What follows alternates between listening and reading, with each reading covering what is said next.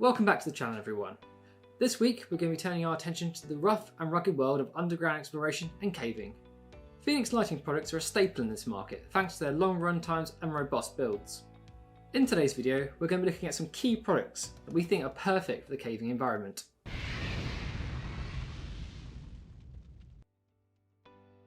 So caving, potholing, spelunking, whatever you call it, it involves going underground. Some caves can be quite pleasant if they're known for good drainage or low rainfall. But like most caves in the UK, it's going to be a wet, muddy and especially dark experience. None of us here at My Fenix are cavers, so instead we thought we'd turn to Fenix UK Caving Ambassador, Elise. We thought she could give us a nice insight into the underground world. Over to you, Elise. Thanks, Jamie. So cavers, like me, really need to use lights that will go through all of the forces that the cave provides. This might be hitting it by accident against a wall. A light might be going underwater in small ducts. It's going to get very wet, and we need something that obviously lasts the test of time, because we're going underground for maybe up to 6 hours, maybe even more. So we need something that is not only going to last us for a long time, but it's going to take the impact of what a cave can give it. This is actually why I've used Fenix for so many years, because their lights are durable, they get the job done, they're easy and simple to charge, and for me personally, their lights are very good if you're on a budget. Thanks for that, Elise. So let's have a look at some of the lights that will meet these cavers' requirements. The HM65R is a great all-rounder in the Fenix range. It's very robust, lightweight, and a decent battery capacity. It has the flexibility of being able to use a mix of flood and spotlight. The magnesium alloy that it's made of really cuts down on the weight, so reduces any extra weight on the head. Run times are slightly hard to predict with this unit, as it slowly dims over time to elongate the run times. In simple words, it just won't be brighter as it started with. If that worries you, you can always carry a spare battery or two. Just remember to keep those batteries dry before, during and after that battery change. Water inside the battery tube can do serious damage to your light, so make sure you don't get that problem.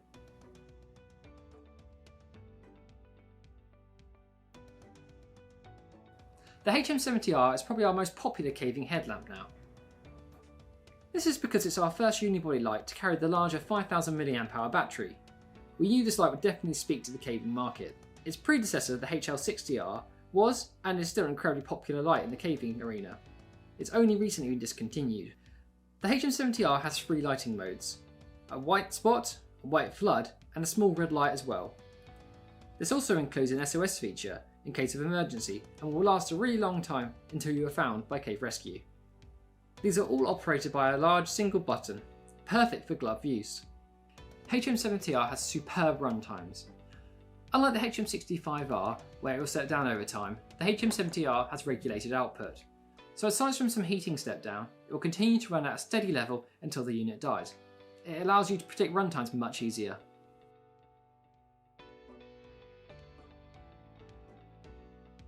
HM23, a very robust little light that only uses a single headband since it's so light.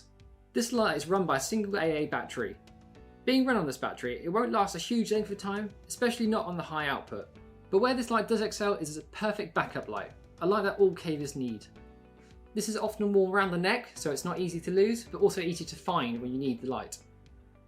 This allows the user to change batteries on the main light with relative ease.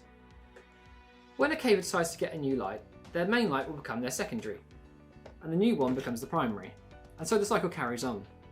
So far, the lights we have looked at have been head torches, mainly used for navigation. But the underground world is full of amazing sights that need to be lit up to photograph them, so the next lights we're going to look at are for photography. The LR35R is relatively small in terms of equipment, but it packs a huge 10,000 lumen output.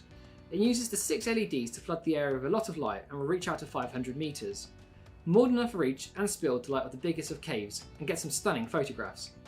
The LR35R is probably the best light in terms of size and output, but it is quite pricey, especially if you're taking it underground. For something that will give a great level of illumination, but won't bring a tear to the eye in case the worst should happen, look towards the C7. Very simple in design and use, the C7 packs 3000 lumens and can reach 470 metres. Similar distance to the LR35R, but it won't be able to fill as much area as that one can. So that's a quick rundown on the lights that I recommend for the caving environment. Robust units that will put up with the world that is underground exploration. And yes, all the lights that you see here are IP68 waterproof, meaning they are submergible. Is caving something you do or you'd like to do? Or is it a no-go for you? Let us know in the comments. And a massive thank you for Elise for filming that segment for us. Go over to her YouTube channel to see more interesting content from her, ranging from caving to the sights and sounds of Sheffield where she is based. Don't forget to like this video and subscribe to the channel, and most of all, let us know what you'd like to see. Thanks again for watching, and we'll see you again next time.